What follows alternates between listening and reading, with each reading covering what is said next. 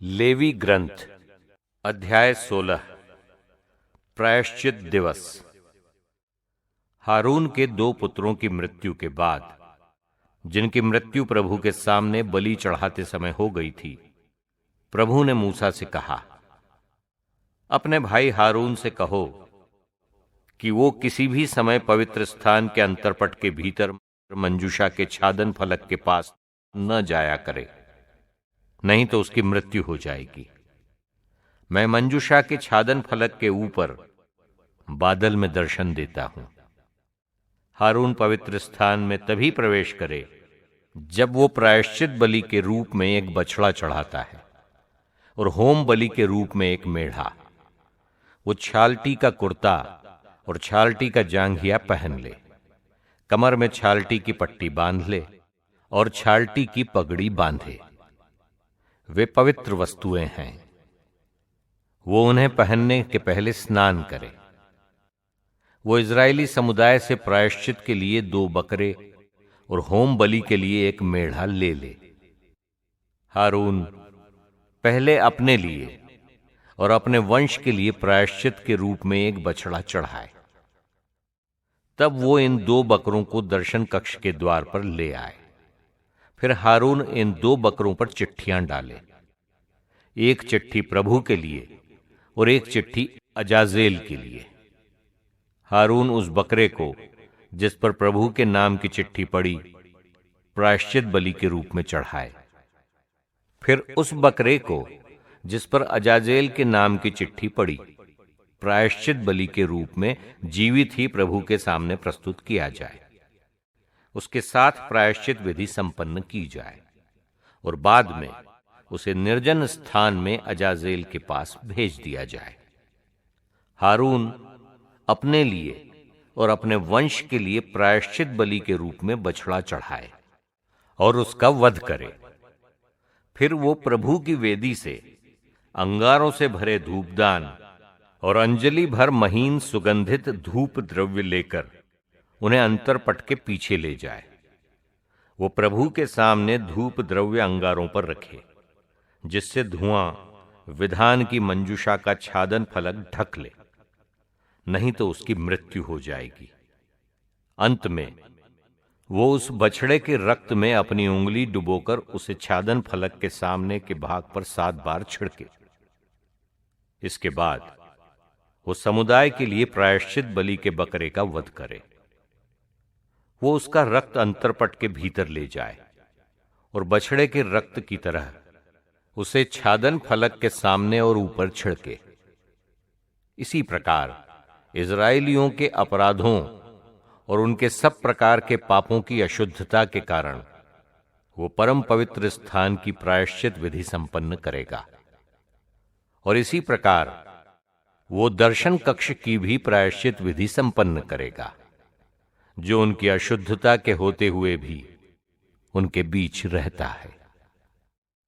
जब हारून उसका प्रायश्चित करने परम पवित्र स्थान में प्रवेश करे, तो वो जब तक बाहर नहीं आए तब तक कोई व्यक्ति दर्शन कक्ष में प्रवेश नहीं करे। इस प्रकार वो अपने और अपने घर के सब लोगों तथा सारे इजरायली समुदाय के लिए प्रायश्चित करे। इसके बाद वो प्रभु के सामने ही वेदी के पास प्रायश्चित विधि संपन्न करे। वो उस बछड़े और उस बकरे का रक्त वेदी के 4 सींगों पर लगाए और अपनी उंगली से 7 बार वेदी पर रक्त छिड़के। इस प्रकार वो इजरायलियों की अशुद्धता से वेदी को शुद्ध और पवित्र करे। वो परम पवित्र स्थान, दर्शन कक्ष और वेदी का प्रायश्चित कर चुकने के बाद दूसरा जीवित बकरा ले आने का कहे। हारून अपने दोनों हाथ उस जीवित बकरे के सिर पर रखकर इजरायलियों के सारे कुकर्मों और सब प्रकार के अपराधों को स्वीकार कर उन्हें उसके सिर पर डाल दे और फिर पहले से निर्धारित व्यक्ति के द्वारा उसे रेगिस्तान में पहुंचा दे। इस प्रकार वो बकरा लोगों के सब अपराधों को निर्जन स्थान में ले जाएगा और वो वहां छोड़ दिया जाएगा।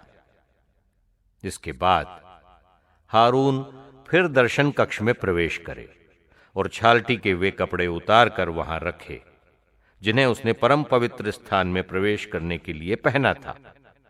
तब वो पवित्र स्थान में स्नान करे, अपने वस्त्र पहने और फिर बाहर आए और अपने और लोगों के लिए होम बलि चढ़ाए। और इस प्रकार वो अपनी और लोगों की प्रायश्चित विधि संपन्न करे। वो प्रायश्चित बलि की चर्बी वेदी पर जला दे। वो व्यक्ति जो उस बकरे को अजाजेल के पास ले गया था, अपने कपड़े धोए और स्नान करे, तब वो फिर शिविर में प्रवेश कर सकता है।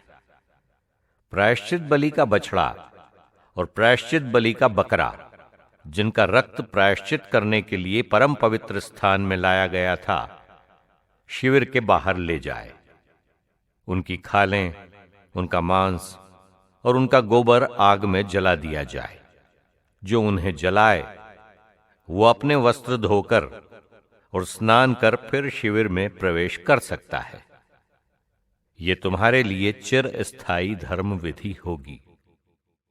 7वें महीने के ठीक 10वें दिन तुम उपवास करोगे और किसी प्रकार का काम नहीं करोगे, न तो इजराइली और न तुम्हारे साथ रहने वाला प्रवासी, क्योंकि उसी दिन तुम्हारे पापों के कारण तुम्हारे प्रायश्चित की विधि संपन्न की जाएगी, जिससे तुम प्रभु के सामने फिर शुद्ध हो जाओ।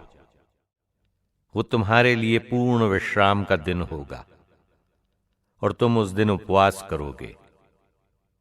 ये तुम्हारे लिए चिरस्थायी आदेश है। यही याजक प्रायश्चित विधि संपन्न करेगा, जो अपने पिता के स्थान पर याजक पद के लिए अभ्यंजित और अभिषक्त किया गया है। वो छालटी के पवित्र वस्त्र धारण कर परम पवित्र स्थान का, दर्शन कक्ष का, वेदी का और याजकों तथा इजराइलियों की समुदाय का प्रायश्चित भी करेगा। ये तुम्हारे लिए चिरस्थायी आदेश है कि वर्ष में एक बार इजराइलियों के सब पापों के लिए प्रायश्चित किया जाए। प्रभु ने मूसा को जैसा आदेश दिया था वैसा ही किया गया।